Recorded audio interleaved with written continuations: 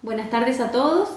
Mi nombre es María Eugenia Cordis, soy bioquímica del Servicio de Hematología del Hospital del Carmen y en esta oportunidad quiero hablarles sobre la importancia del control del tratamiento anticoagulante oral.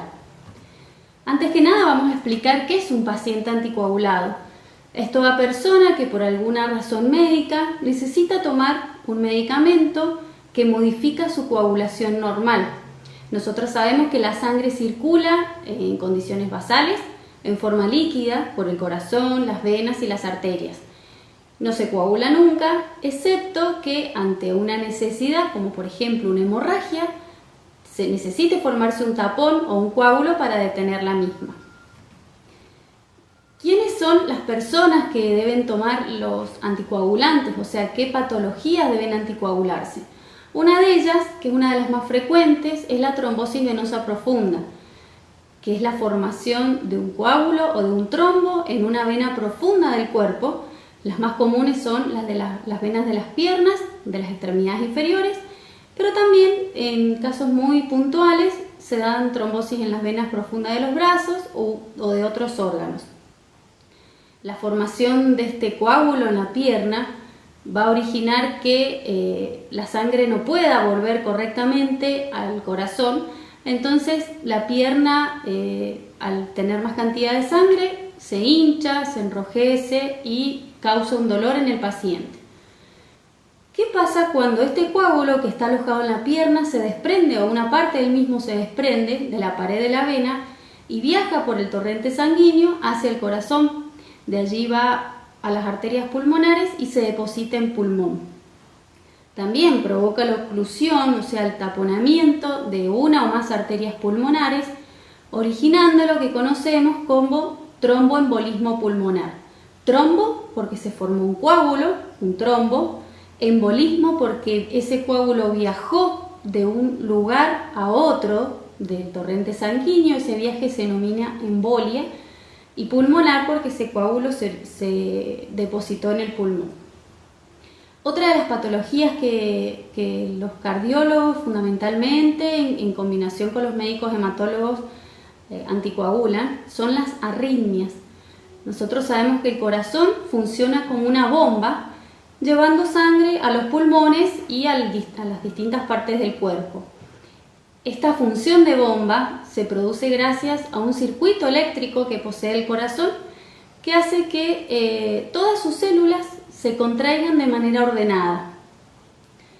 Las arritmias entonces son causadas cuando hay algún problema en este circuito eléctrico del corazón. Y uno de los ritmos anormales más comunes es la fibrilación auricular, donde las cavidades superiores del corazón, que son las aurículas, laten de manera irregular sin coordinar con las dos cavidades inferiores del corazón, que son los ventrículos. Estos episodios donde no hay una coordinación en el ritmo del corazón pueden ser intermitentes, o sea, transitorios, o prolongarse en el tiempo, donde vamos a requerir, o sea, ese paciente va a requerir un tratamiento preventivo. ¿Por qué? Porque la sangre, al no bombearse de manera correcta hacia las distintas partes del organismo, puede quedar retenida ahí y producirse coágulos. Ese coágulo del corazón puede desprenderse y viajar, embolizar a otras partes del cuerpo, incluyendo el cerebro, bloqueando el flujo sanguíneo y ocasionando una isquemia, lo que conocemos como accidente cerebrovascular. Y otra de las causas menos frecuentes de necesidad de anticoagulación es cuando el paciente ha recibido un reemplazo de sus válvulas cardíacas. El corazón posee 4 válvulas, que las válvulas lo que hacen es mantener el flujo de sangre en una sola dirección. La sangre va en esta dirección, la válvula está abierta y cuando pasa la válvula se cierra, impidiendo que la sangre retroceda. Hay pacientes que sus válvulas naturales no funcionan bien y necesitan ser reemplazadas por otras artificiales. Y estas artificiales tienen más tendencia a la formación de coágulos. Entonces es necesario que el paciente reciba un tratamiento anticoagulante para prevenir esta formación de coágulos. ¿Qué tipo tipos de anticoagulantes conocemos?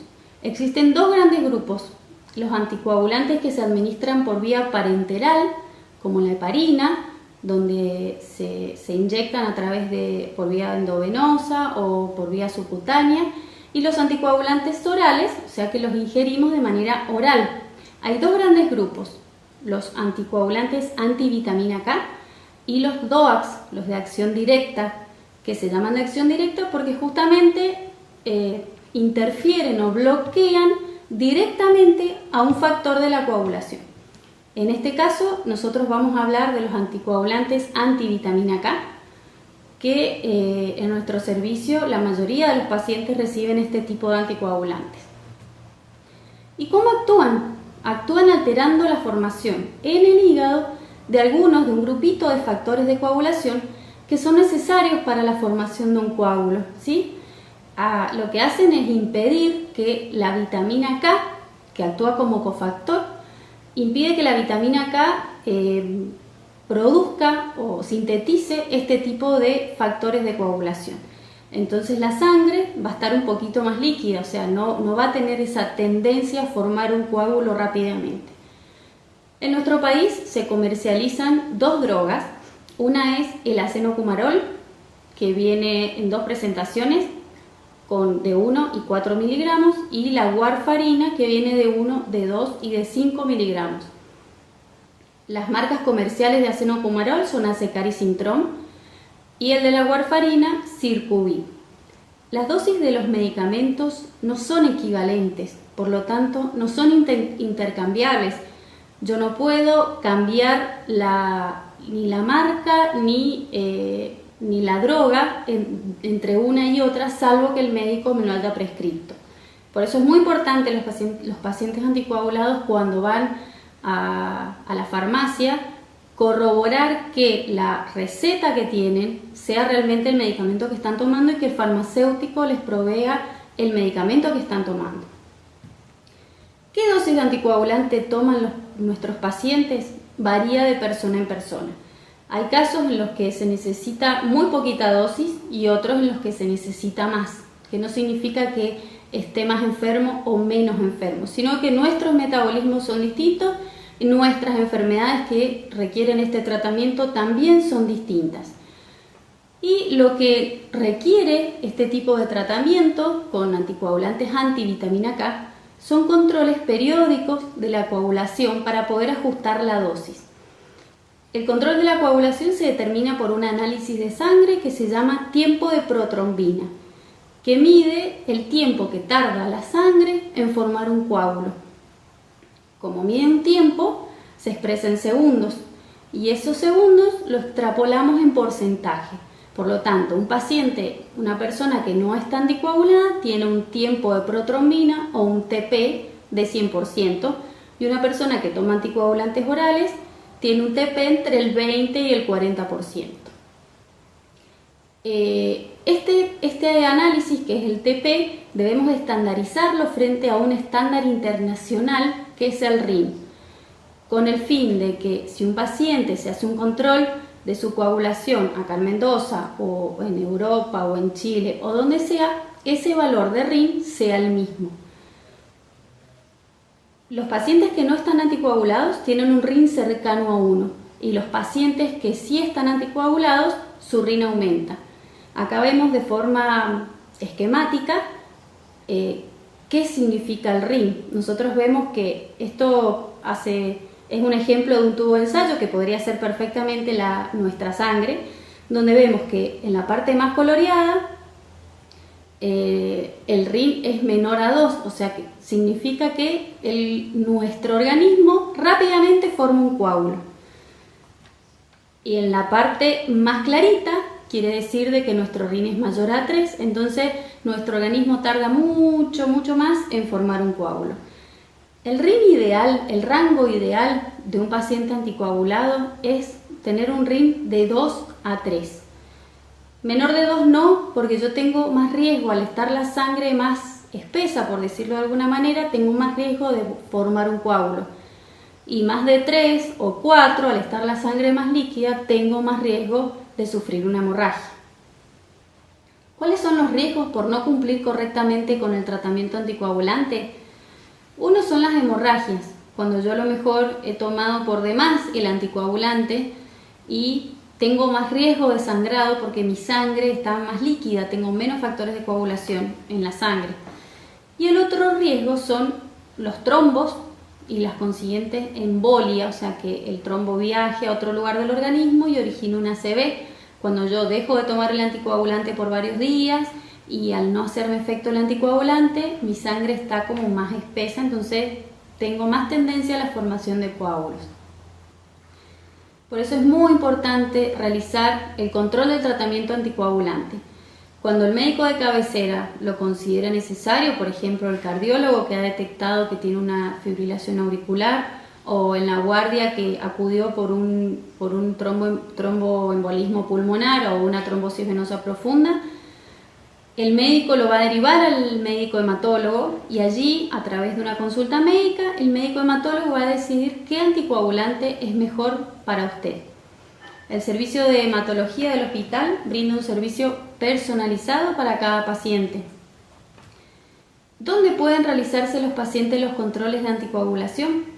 En el Gran Mendoza, los pacientes van al centro de extracciones de OSEP del Hiperlibertad. En el Valle de Uco se dirigen a la delegación de Tunuyán, en la zona este, en la delegación de San Martín, en la zona sur, en la delegación de San Rafael y próximamente en la zona norte estaremos recibiendo a nuestros pacientes en la delegación de Lavalle. En todos los casos, el paciente concurre al control en la mañana temprano y se va a su casa. Al mediodía se le llama por teléfono o se manda un mensaje por WhatsApp a través de telemedicina y se le comunica cuál es la dosis de anticoagulante que tiene que tomar y la fecha del próximo control. De esta manera el paciente va solamente en la mañana a hacerse la extracción y después vuelve al mes siguiente a hacerse el nuevo control. Por último, quiero brindarles unos consejos a nuestros pacientes anticoagulados para que su control sea lo más espaciado posible. Siempre deben llevar su cartilla con usted, se la tienen que mostrar a su médico de cabecera si éste no sabe que está anticoagulado, o al cirujano si se va a operar, o al dentista si necesita hacerse una extracción dentaria, porque en ambos casos, tanto en las extracciones dentarias como en las cirugías, ustedes deben suspender el anticoagulante unos días para poder realizar el procedimiento. Deben concurrir a los controles de anticoagulación en el día y en la hora que está programado en su cartilla. Deben informar al servicio ante alguna hemorragia, ya sea una epistaxis, o sea una hemorragia nasal, o que vean hemorragia en la orina, o en las heces con sangre, o las heces oscuras, o que hayan tenido un golpe fuerte en la cabeza. En ese caso, si la hemorragia es una hemorragia mayor, que les llame realmente la atención o hematomas espontáneos, se dirigen a la guardia y si no, se comunican al servicio de hematología. Tiene que tratar de tomar el anticoagulante siempre a la misma hora. Nosotros les recomendamos que el horario sea a las 20 horas. Una hora menos, una hora más, no hay problema. Si supongamos se olvida de tomar un día la dosis del anticoagulante, no tiene que tomar una dosis extra al otro día ni tomarla al otro día en la mañana temprano. Omite esa toma y sí lo anota en un papelito y se lo comunica luego a la persona que le va a hacer la extracción de sangre. Tienen que tener en cuenta que ningún medicamento está prohibido si se lo ha prescrito un médico. Hay medicamentos que interfieren con el anticoagulante, sí, pero a otros más, otros menos. Pero si se lo ha prescrito un médico, deben tomarlo y avisar, por supuesto, a la persona que le va a sacar sangre cuando vayan al control. Pueden tomar paracetamol o Constil para los dolores leves, solo eso, y el resto de los medicamentos que quieran ingerir se los tiene que prescribir un médico sabiendo que están anticoagulados. No deben colocarse inyecciones intramusculares, eso sí, por más que se lo prescriba un médico. No deben colocarse inyecciones intramusculares si están anticoagulados. Deben mantener una dieta equilibrada, como el medicamento que ustedes toman son antivitamina K. Ustedes tienen que tratar de disminuir la ingesta de alimentos que tengan vitamina K, no suprimirla, no tienen que evitar comer alimentos con vitamina K, sino mantener una dieta equilibrada, porciones pequeñitas, pero equilibradas y diarias. No consuman alcohol, porque sabemos que el alcohol produce daño en el hígado y estos factores de coagulación se sintetizan en el hígado. Y por supuesto, deben mantener el medicamento lejos del alcance de los niños. Bueno, esto ha sido todo por hoy. Muchas gracias.